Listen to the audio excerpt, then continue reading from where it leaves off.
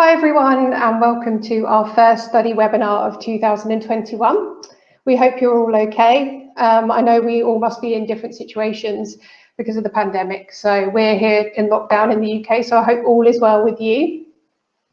Thank you all for joining. It's just great to be in contact with so many people globally right now. We can have a good old chat. So for those of you who are unfamiliar with Studee, we help international students study abroad. So our students are from absolutely everywhere, from all over the world. And we offer two services to our universities. So our first service is our recruitment service. So this is where we find international students online through Studee.com, and then we help support them all the way through to enrolment through our student advice centre. So this means that kind of on a daily basis, we're in contact with about 1,000 students a day at the moment. So we've got a very large network. Our second service is our conversion service. So this is where our team of expert advisors actually help the admissions teams within the universities convert their own students, so the ones that they're generating. So we help them increase their enrolments that way as well. I think it's fair to say most people in the industry at the moment, at one time or another, have felt maybe on the more pessimistic, neutral side of things in terms of prospects for international student recruitment this year.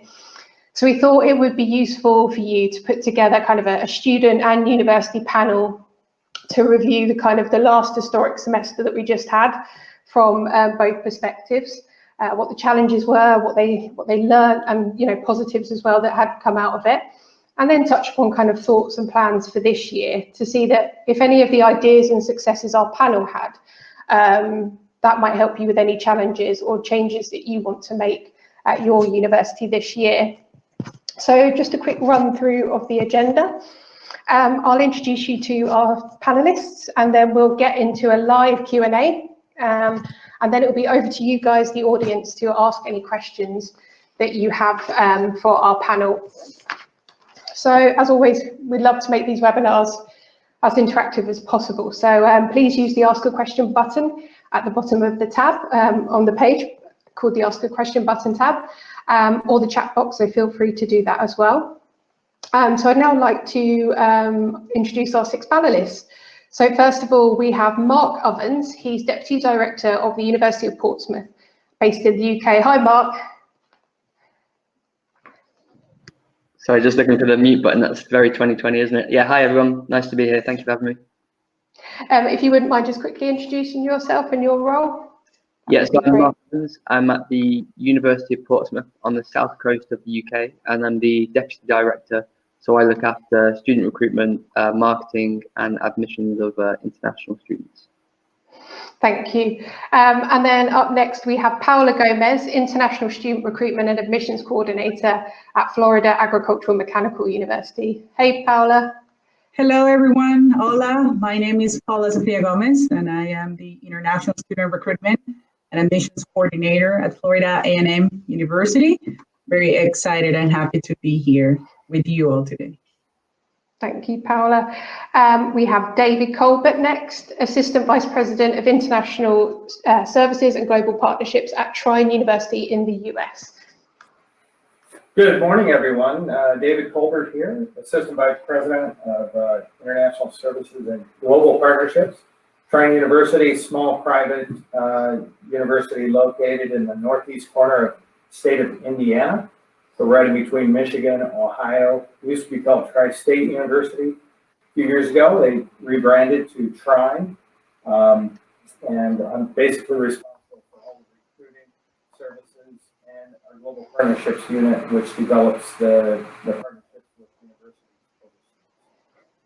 Brilliant. And last but not least, we also have Gabrielle, our Ecuadorian student at the moment studying in the US. We should be also joined by another student, but we are having a few problems connecting with her at the moment. But Gabrielle is here representing the students. Hey, Gabrielle. Hello. Hey, everyone. So I'm Gabriel. I was born in Ecuador, and now I am in my second year at Grimmel University, currently double majoring in chemistry and biology, and I'm really happy to be here and share my experience with you. Thank you, Gabriel. So let's jump straight in. So let's cast our minds back. We're back in semester one. where students in universities were kind of faced with challenges, obviously, that you'd never had to experience before and had to act very quickly. So I think some of the universities now, like you guys are, still facing similar challenges during this year. So during the pandemic, Mark, last year, you were kind of in the thick of it operationally as well. So you were delivering welcome meetings, you were picking students up from the airport. What were kind of the main challenges operationally with that, and like how did you manage to overcome them?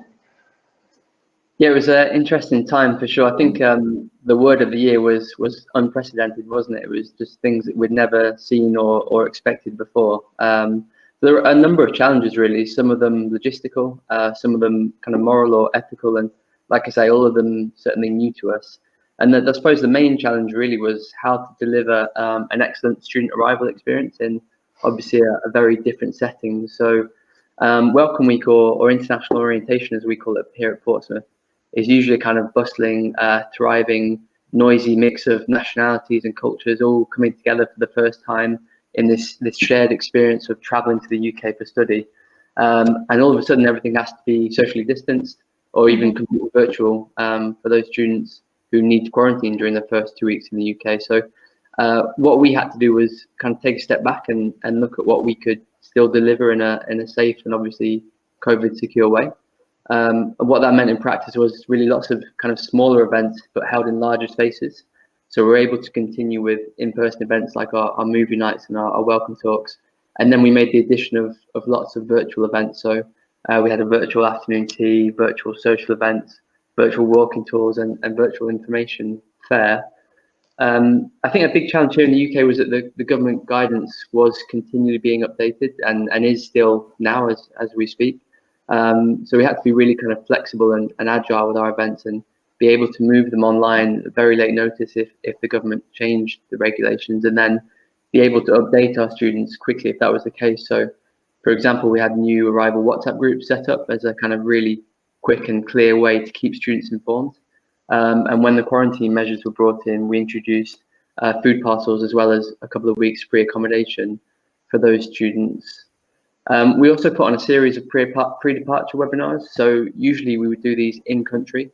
By putting them online, we were able to ensure that all students were kind of clearly informed about what to expect on arrival in Portsmouth, and then given the opportunity to raise any concerns or have those questions answered. And these were really well attended. So yeah, lots of different challenges. I was really pleased here at Portsmouth with kind of how we responded to the challenge. And I think the key for us now really is to understand and take forward those kind of positive solutions that would be beneficial to the student arrival experience, even post-pandemic.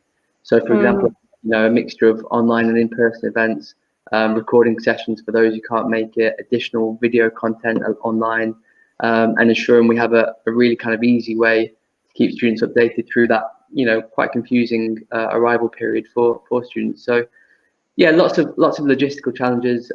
Ultimately, we were pretty happy that we were able to deliver mostly the same content to our new arrivals, but just over a kind of a mixture of formats.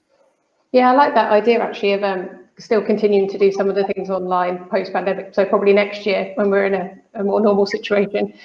And I really like the idea of kind of a virtual afternoon tea and a virtual walking tour. Now, how you did that quickly? That's pretty damn impressive. That's a really good takeaway. Cake was compulsory for sure. So yeah, that's the beauty of Zoom and those type of things. You can set out those kind of breakout rooms and people can have a chat, and then you can kind of move from one breakout room to another. So I don't think it's not going to replace in-person activities, but I think certainly having the option to do something online. For students that might be waiting for their visa, for example, and miss that first week, and if they've got the opportunity to join those things online because they can't be in Portsmouth for whatever reason, I think that's a really good option. Even as we hopefully move out of this period. And also for shy students as well, to encourage them next year to get involved if they can, see what will happen if they go, before they make that decision to kind of socialize and things if they're finding that difficult. So that's great. Thank you, Mark. Paula, as Mark said, you had to be really reactive and be very flexible on a daily basis because everything was changing, and universities are such big organizations, so I imagine kind of making change could be quite tough sometimes. Did you find it easy to make changes at your university kind of as quickly as it needed to happen? Oh, you're on mute. Classic comment of the year. When I click. 1 second, I will unmute you, don't worry. That's it, perfect. There you go. So in my opinion, I would say yes. I think the administration of our institution, the president, the board of trustees, the provost, the deans, they understood that it was a serious situation. And I would say in mid-March, they sent us home. I'm not familiar with the struggles they had in making those kind of decisions, but for me, it was fine. We started working from home. A lot of resources were put in place to make it easier for professors, staff, and students, with computers to work and study from home. So in that sense, we were able to make a smooth transition. In my case, it was easy to set up a home office and start working accordingly with students, agents, and other organizations. But however, I would say for professors and students, maybe it wasn't that easy. I would say they were not prepared to give lectures online. I think there is a certification that you must take to be an online instructor, but FAMU made sure to provide those tools, those trainings to professors to develop the skills necessary to provide a quality education online. I know from students, from international students, they adjusted well, while others, they have trouble concentrating in class, and especially the international students who had to return home, they struggle with time zones. So they had to get up around 4 a.m. in the morning to take classes online, and it was definitely impacting the results and overall performance. I also have to highlight that FAMU's Prague stadium, where we normally host football games, was adapted and hosted COVID-19 testing sites since April 2020. So the number of people who have tested for COVID-19 at FAMU surpassed the 100,000 mark. And now the DEM, the Florida Division of Emergency Management, has contracted a private firm to conduct rapid COVID-19 antigen testing at the stadium. So it provides results within 15 minutes. Oh, so that's for all students, so they can be safe in the knowledge that when they go back home that they're okay. Well, that's really lucky, isn't it? Because that's the big difference, isn't it, between a UK uni and a US uni, is the amount of space that you guys have on campus. Like UK, I went to a UK uni, Southampton, and then I think of an American uni with those big football stadiums. It's brilliant that you were able to kind of capitalize on that and use it for the best and act quickly. That's brilliant. So David, according to a recent survey in the industry that's just come out, about 70% of university campuses are still not kind of completely open at the moment. And I know obviously some restrictions will still be in place for a lot this year. Last year, your postgraduate students based in Detroit, they were online, and then your undergraduate students were having face-to-face lessons. Can you explain any challenges you faced with those face-to-face lessons with social distancing and how you overcame them? Sure, Lucy, thank you. It was sort of a benefit to actually have to move online in spring, in April, when everything went online. Because that allowed our, same as the other directors we're talking about, it allowed our professors, students to get used to the tools and the process of delivering everything online. Because we're a small institution, about 2,000 students on our main campus, undergrads, and many of the faculty are much more comfortable in face-to-face situation, but we were forced to move online. So if you ask them now, most of them are fairly adept at delivering online courses compared to when we started last spring. So when we moved fully online, we then had to think about what are we going to do in the fall. We really want to try and deliver face-to-face, but we're going to have to communicate, set up a real strong communication chain with the incoming students, the continuing students, the faculty.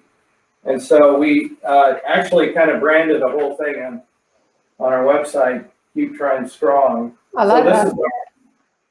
I'm very tech savvy. I'm screen share. You printed it. I'm screen share right now. So that allows our students to access the information very easily. We kind of branded it. Even our mascot got involved. We have massive YouTube videos with our mascot, reminding students to socially distance, wear your mask. We have all of that. So big communication campaign. And part of that, since we're a smaller institution, one of the best things I think we do is communicate personally, individually with students. So our academic team created what was called the We Care Connection team. And these are non-faculty administrators on our campus who got basically called in to contact students weekly by phone and parents.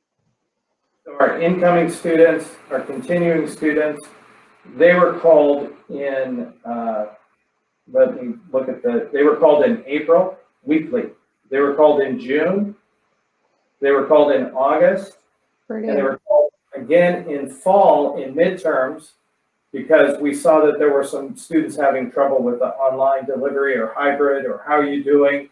So many students going into quarantine, and it was sort of a mixed bag. So the communication was very important, and all of us have basically talked about that.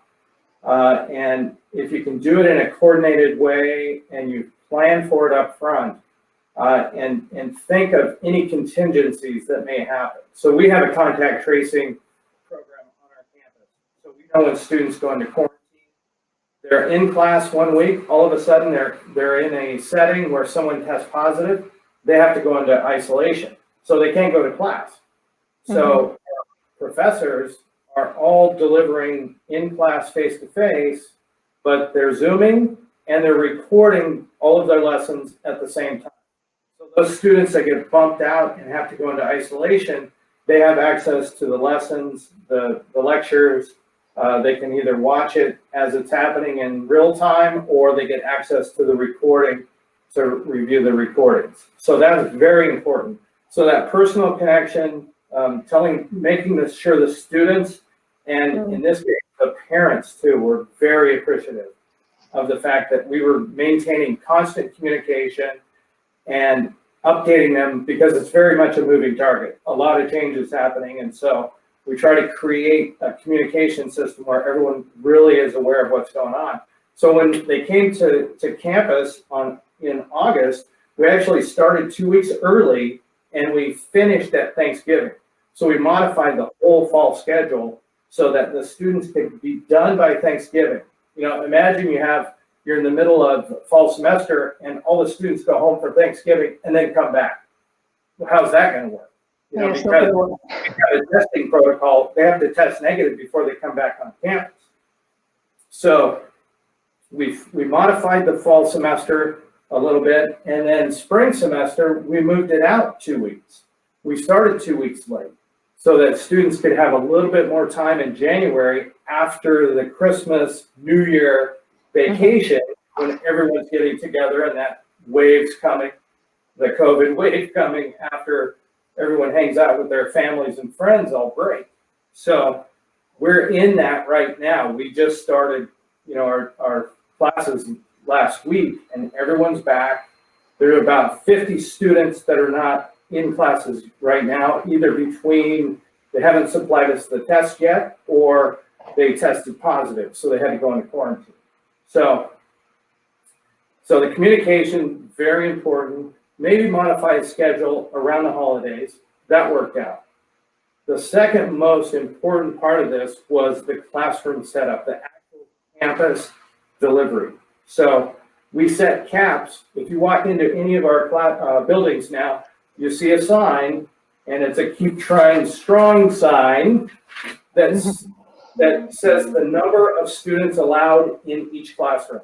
So every classroom on our campus has a signage says only 18 students allowed, or only 15 students allowed, 30 students allowed.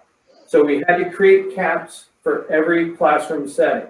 We moved a whole bunch of classrooms into a theater set. We have a couple of bigger spaces on campus and gyms that are able to be used. So we moved into larger areas so that we could maintain the social distancing. We have faculty that have pre-existing conditions or that have been here for 50 years teaching. They chose to just go totally remote. So we allowed that as well. They can Zoom in, they're teaching in real time by Zooming in, and they're also recording their lectures. So we gave the faculty some allowance to decide whether or not they want to be exposed to a whole group of students every day on campus. So we have a few faculty that fit that requirement, and they were allowed to teach from home. And we also allowed the professors to rotate their schedules. So they created A-B sections in their classroom. So students in section A, they come on Tuesday. Students in section B, they come on Thursday to the Thursday class. So we could limit the number of students. They have a class of 30 students, but their classroom only holds 20. They split it into 2 sections. So the A section is going to class on Tuesday, watching it via Zoom from their dorm on Thursday, and vice versa. So we created this kind of hybrid ability, and that's left up to the faculty.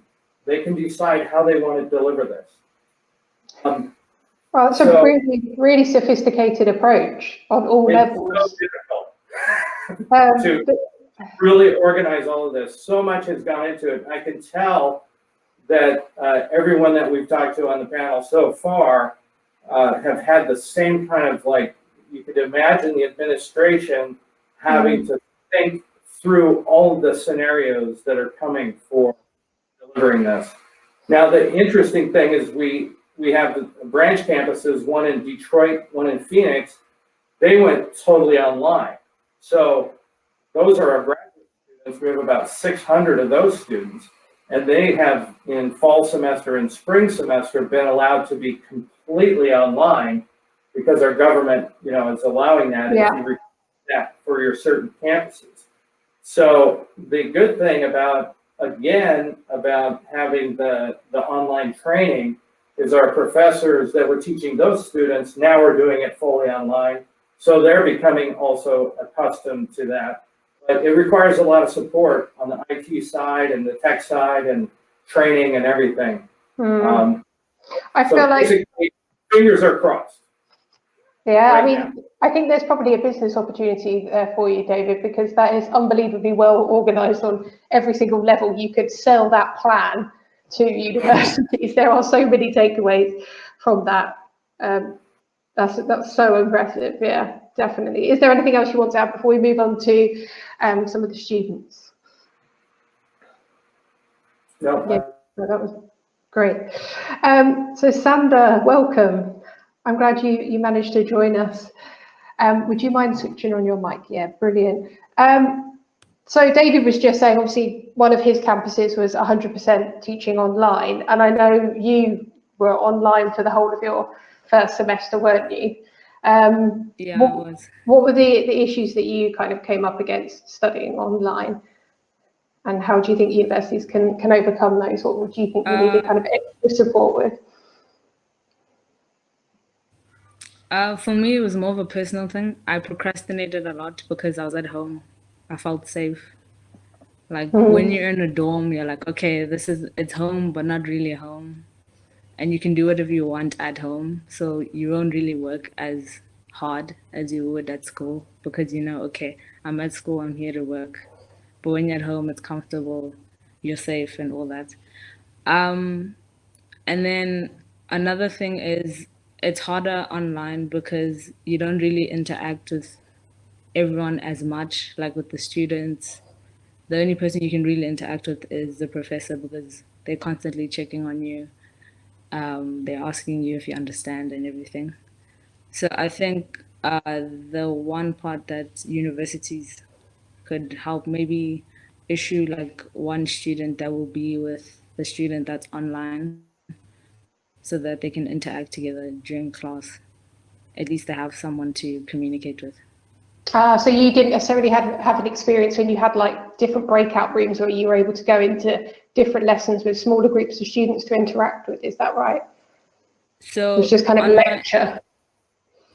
yeah, for my online classes, we did have breakout groups because everyone was online. But then my one writing class, I was the only one online and everyone else was in class. That's good. So when it's a situation like that, then maybe like have one student assigned to the online student. That's a really, really good idea.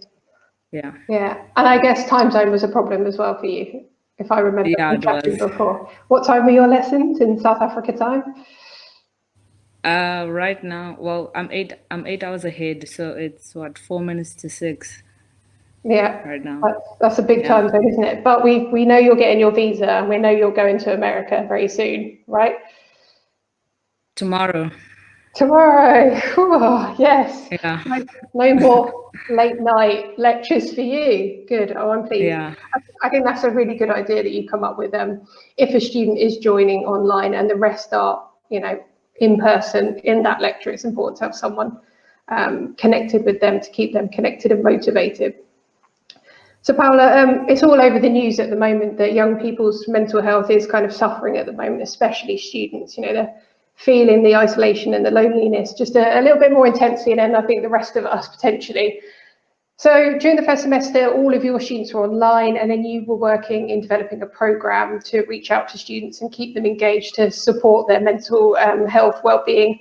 So can you explain to us kind of what that program looked like, what you did, and how did it go? Yes, sure, absolutely. Well, a few years ago, we created the International Student Mentor Program in partnership with the School of Graduate Studies and Research. And basically, the program supports newly enrolled international students at FAMU and in Tallahassee, Florida. Well, normally in this program, mentors and mentees spend time together in virtual now or in-person meetings, group gatherings, and social activities around the city and on campus. So last year, we had to reinvent ourselves a little bit, creating online workshops and sessions, such as healthy living in the US, where we recommended students what to do or where to go in Tallahassee, in the surroundings, in a safety way. We also partner up with Florida State University, another university here in Tallahassee, and we watch a movie online during the Hispanic Heritage Month called "I Am the People of Venezuela Under Populism," following a Q&A session with the director of the movie, Mr. Carlos Orteza.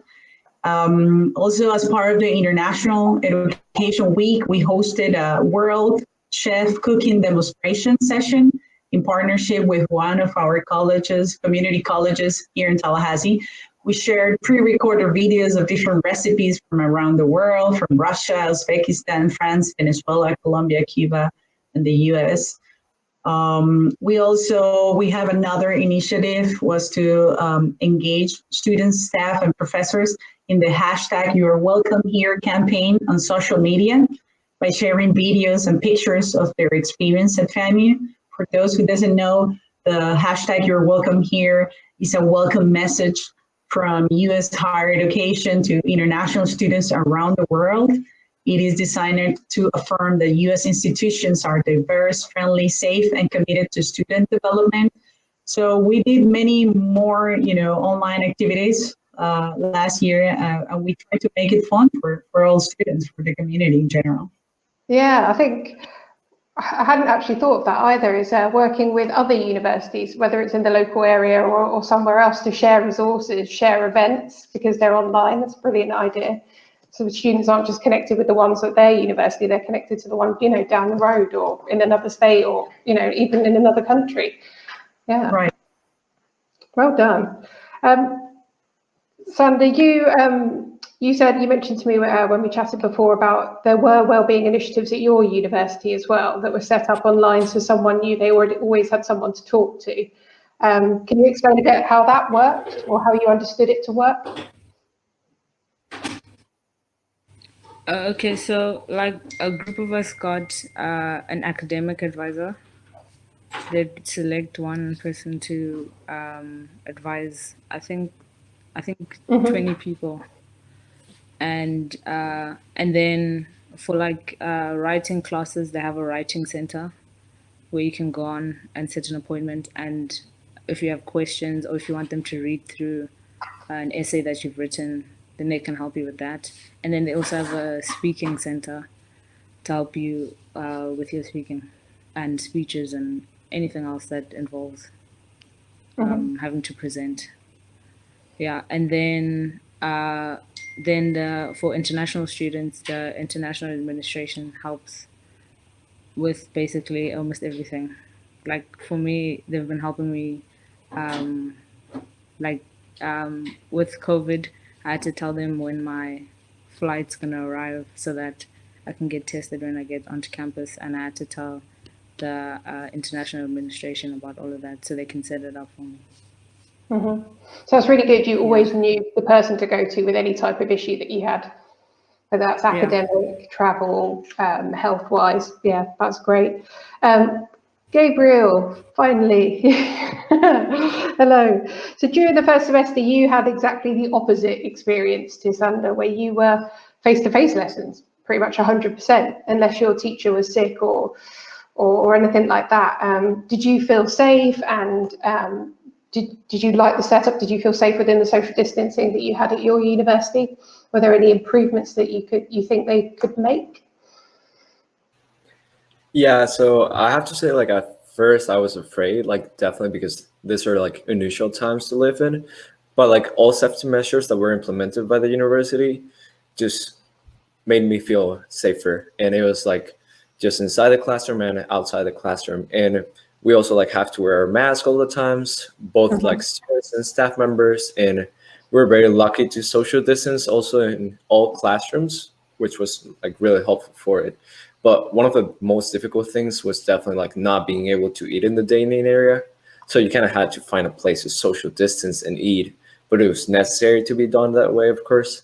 But because of COVID, we have been getting tested twice a week since the start of the school year. And I get it, like it's everyone's responsibility to prevent the spread, which is really nice. And then there are actually times that students do not social distance and get close to others, like therefore not applying the COVID safety guidelines, knowing that COVID is potentially not getting out of our way soon. Like our university's authorities should probably be more encouraging and like enforce students to social distance more. And there's actually something really, it just happened about a week ago or so that they just added a little system in which students, if they don't start to get tested twice a week as they should, if they keep doing that, they will get fined eventually. So it's, really? So it's enforced, from now. Wow, that's quite an operational setup, isn't it? I mean, from a student's perspective, having to remember to get tested twice a week, that's a lot, isn't it? It's all good, but then for the university to be able to record that and then feed that back to whoever needs to know to then contact those students who are not doing it, that's great that they've been able to set that up still in, the first month of this year. That's good. And also you're a residence assistant as well. So you were like a student, but then you were also trying to enforce rules at the same time within your residence. Like, how did that work? Do you think, was there any training that you were given or any support that you think would have made you better maybe within that role when trying to enforce rules to fellow students? So like at the moment, we're still working on that. Like we're trying to improve as much as we can for COVID guidelines. For what would be like the resident life and like students living on the dorms that can not usually go back home. And because of this, it's not like new to everybody. Like the main thing that we try to work on was like for students not to forget to wear the mask when they were not in the room. And so it has been a little bit like a slogan to us. Like we always encourage students to do so. And it has been a bit difficult, like as a resident assistant, to like enforce to use masks, and some students do not really want to wear them because of like their ideologies or whatever it is that they're thinking about it. But we're constantly repeating ourselves that we are also looking after others and how important it is to be a community, and that there's always room for improvement as we're all new to this way of living. And I'm sure we'll get there. Yeah, definitely. I like that sense of community. Sander, how did you make friends online? I think, as Mark explained, with all of his virtual events that sound amazing, Did you have a similar experience? Were you actually able to make friends online?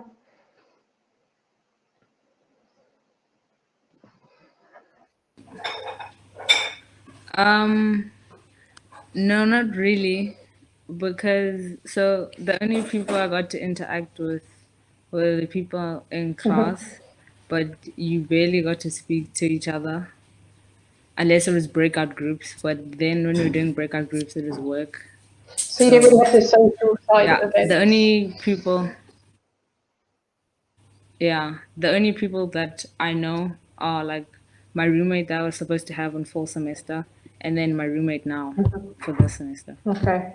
Well, Yeah, hopefully they'll grab some of Mark's amazing ideas about, well, not yeah. afternoon tea because it's the States, but maybe like some burgers or whatever online. Anything. So moving on to kind of more of the positives and the successes for universities that have come out of the pandemic. So there's been changes to course method deliveries, even just different types of courses coming up and new recruitment methods. David, I think 60% of an industry, 60% of universities in this industry report said that they have recruited less students this year because either students were afraid to travel or they were just unable to travel, a bit like Sander. Since the pandemic, one of the positives that you've had that's come out of this is the success of Trine online. So your online degrees, can you share this experience with us, please? Sure. And Sunday, you have 5 friends here now. Okay. One of the benefits for us was, first of all, we just, as I said before, we moved our grad programs fully online. So in spring, all the professors had the opportunity to learn and to really get to practice up on the online delivery. So now that we've been fall semester and spring semester fully online with our grad programs, there was really a seamless transition over that. Now we really want to get back to normal, hopefully by May or August start. But in a way that allowed us to have the professors that we have on staff be really engaged. Some of them actually now want to start teaching some online classes now that they're proficient with the tools. So that was kind of a benefit, right? So it kind of opened us up to having professors who are much more willing to teach our courses online. Since we already have that in place, and some of our about 50% of our grad courses are taught online fully anyway. So it kind of allowed us to actually have more of a pool of professors that want to teach in the online setting. But as I mentioned before, we also have a global partnerships unit that creates partnerships with universities or organizations abroad. And one of the first things, we were actually engaged in trying to deliver our online programs in the summer. We don't really have a summer, we're a fall and spring semester institution. That's our academic year. And so anything that happens in the summer is kind of just gravy on top, right? And so we started to think way back before the pandemic, how might we package some of our summer programming, since we do offer online programming in the summer to our main campus students, can we expand this out? So our global partnerships unit got started on developing that. And this kind of relates to China a little bit, and it relates to the next question about us being able to be in different markets. Yeah. For American institutions, you go to China and you do the traditional recruiting, and they're asking, what is your rank? What is your rank? You know, the parents and the students are most interested in coming to the US on an F1 visa, coming to, you know, larger institutions, ranked research institutions. There's a big problem for us in branding and attracting Chinese students here. So we do much better when we partner up with institutions abroad, and especially in China, and develop partner programs. So one example, and this happened last summer, we actually had everything in place, and we said, we're gonna package a whole bunch of our summer courses. So not really degrees, but just the courses, to any students. Well, it just so happened, COVID hits, and there's thousands of international students stuck back home, or wherever they are, or stuck in the US, wanting to take on summer courses for their degree programs, but their institutions don't offer it. So we said, let's go and try to find these students. So last summer, we found 400 students, international students who didn't actually come to our campus in summer, but took over 600 of our courses. So we had 400 international students either in the US or online overseas taking our online summer courses, and they took 600 classes. So we had, it just blew up, right? We were ready for it. We didn't even do it related to COVID, but it was sitting there. And so we have a partner in China that recruits for us in China, and we got another 100 or 400 or 500 doing it again this summer. So it's almost like this bonus enrollment and revenue and everything for us to deliver our online programming. I would say online, the online environment or the context, I've always been like, online is online. I'm out there recruiting students for F1 and da-da, and I have people asking me, you know, historically 5 years ago, I would say, well, online is online. We have our online, you talk to them. Now I'm going, okay, we'll take care of that, right? Yeah. I was really like not wanting to get into that, into their domain, the Trine Online domain, which we have had for about 15 years, fully functioning online programming. And now I'm just saying, okay, we better open this wide up for our part too. Our department can review all of the transcripts and the, you know, the requirements, because the Trine Online people are kind of more American focused when they do admissions. So I just had to do a kind of a shift in my thinking. And what we are really wanting to promote. So we basically said, let's promote Trine Online. Well, the Global Partnerships Unit developed 3 partnership programs with universities in China. Our first one is starting in fall. And basically it is the students are getting a Trine degree as well as their institution's degree in China. And about 80% of ours is delivered online. And then we have faculty going to do on-ground, face-to-face there just for like 3-week, 4-week stints in the summer. So we have to just really be creative, think, how can we kind of combine our online offerings, package them in a really good deal. So one example is the university in China has a biomedical engineering degree. We're an ABET accredited engineering school, but we really are not equipped to deliver online our ABET biomedical engineering, but we can deliver our biology. So the students in China at a particular institution are getting a Trine biology bachelor's degree and their Chinese university biomedical engineering degree. So we've twinned kind of to be able to provide it, yeah. So, and we have 120 students starting in August. Congratulations. I think that's the key thing, isn't it? That working with other institutions to make it happen quickly, and also the traditional international student can also be an online student. They're not necessarily different anymore. It's the audience is now blurred. So yeah, that's great. From my perspective, I really want to create that, or sort of hope that maybe turns into a pathway type program, because we have a master's.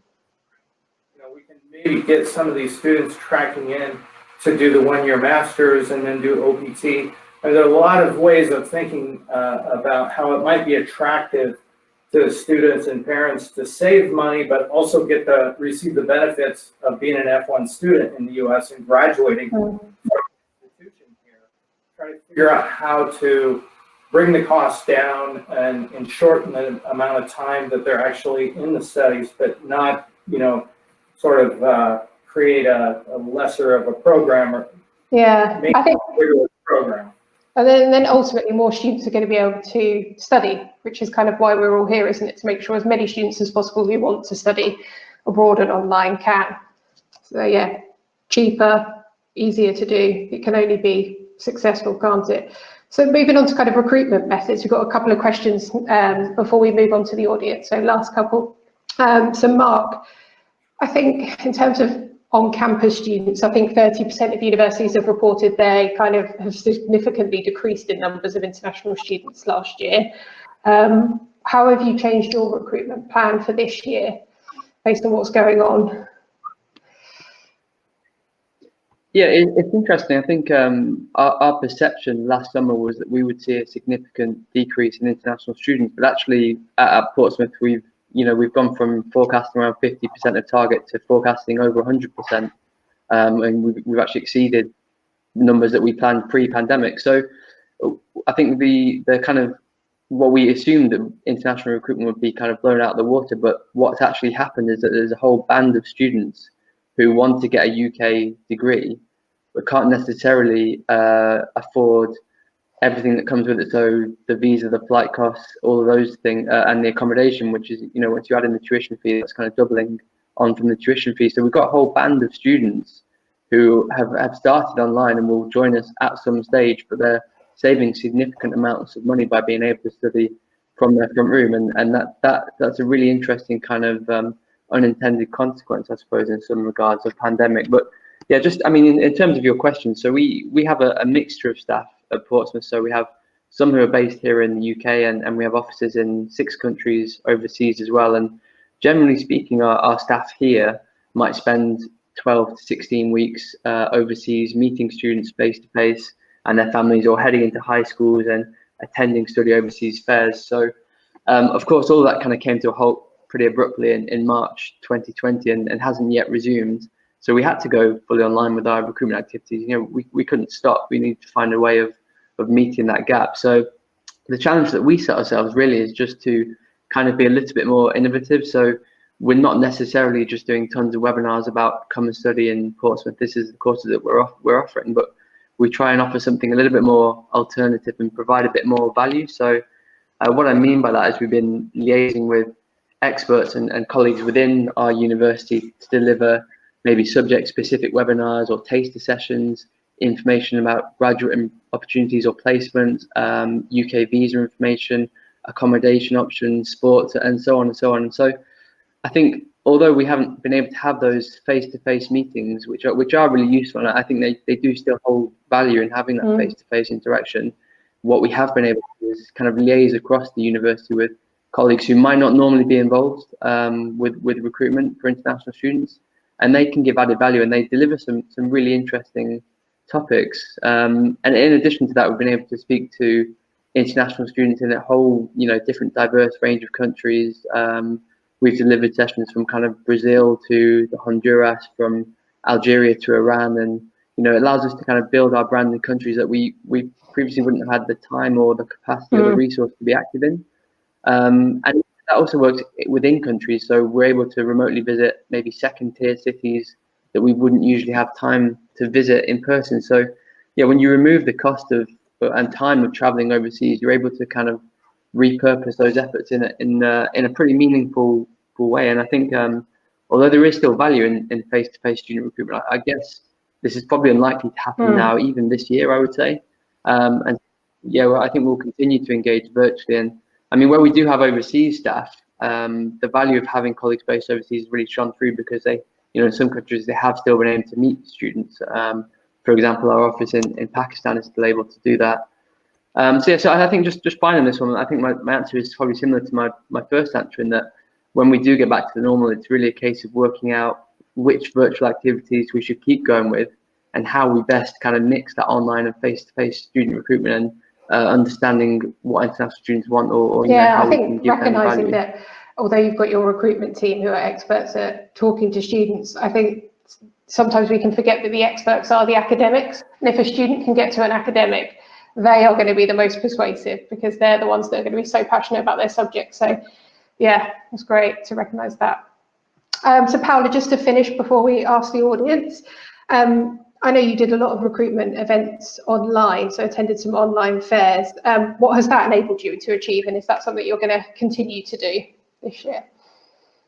Yes, absolutely. In terms terms of recruitment, we were able to organize virtual info sessions with prospective and transfer international students.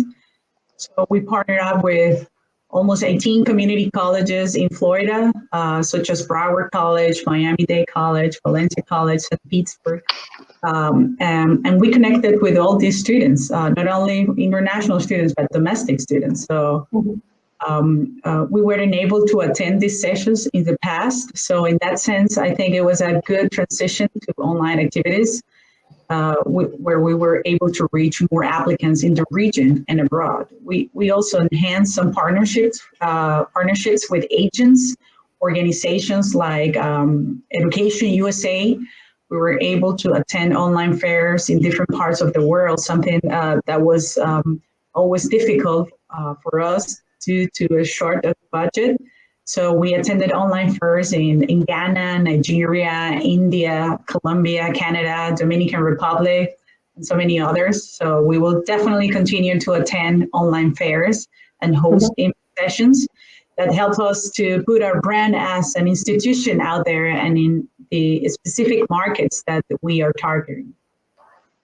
Yeah, I think that if you can be able to reach more students and diversify who's on campus, that's great, isn't it? To continue to do that and kind of see the benefit of that. It'll be interesting to see what kind of your conversion rates look like from attending an online fair to actually getting them on campus, and how that changes when you actually meet them in person and kind of review that. So a big thank you to you all for answering all of these questions for us. We really appreciate it, and it was unbelievably helpful with so many takeaways.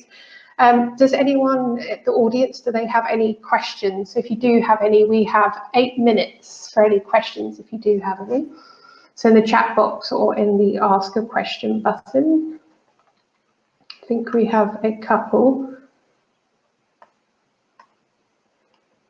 So we'll just give people a couple more seconds if they have any more to add them.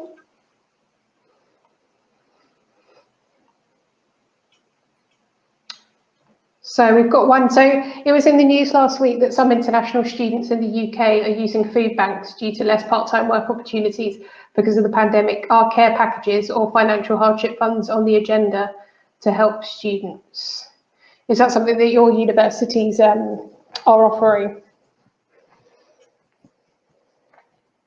Yeah, for us, we've been offering certainly care packages since September, since obviously students were needing quarantine, and it was a bit tricky setting up. I mean, I think at one stage we had literally the head of partnerships driving around giving out food parcels, because obviously it's not anyone's job to give out food parcels because this has never happened before. Setting it up and getting it, how do the students order it? Do they have any dietary requirements? How do we drop it off? All those things took a bit of getting used to, but we have got that in place now in Portsmouth. And just the final question for Sander, I think, because I know we touched upon this. We know that application processes can be confusing for international students, and sometimes I think it can seem more confusing now during the pandemic. So in your experience, can a university do more to improve the way they communicate the application process to students, Sander?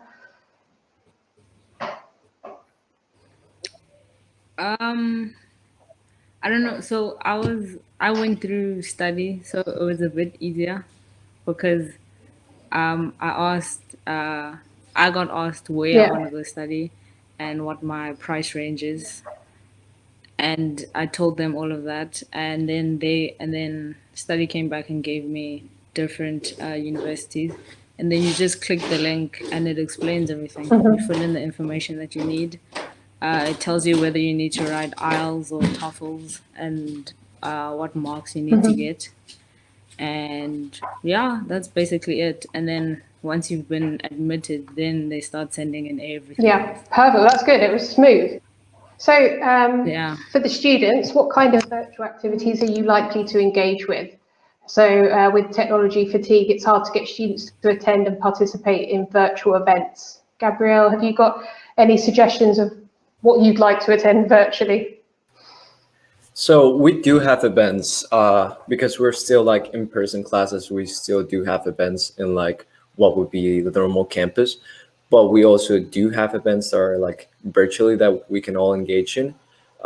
Normally we have everything, Brian, from like doing a potting for plants or even like That's just amazing. little video games or something that has really been a really good experience for all students that has at least repeated like 5 times for last semester, which would be fall, was a bingo.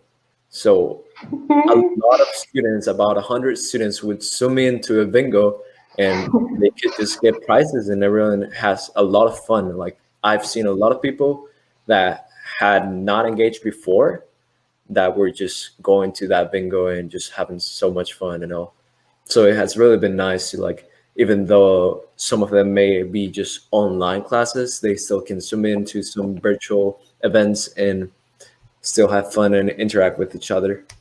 Yeah, I wonder if bingo had anything to do with drinking games at the same time. I wanted to make it more fun. Well, I won't take up any more of your time. It was absolutely brilliant. So thank you to the students and the universities, and to you guys as well, the audience, for joining. Hope you got some good takeaways.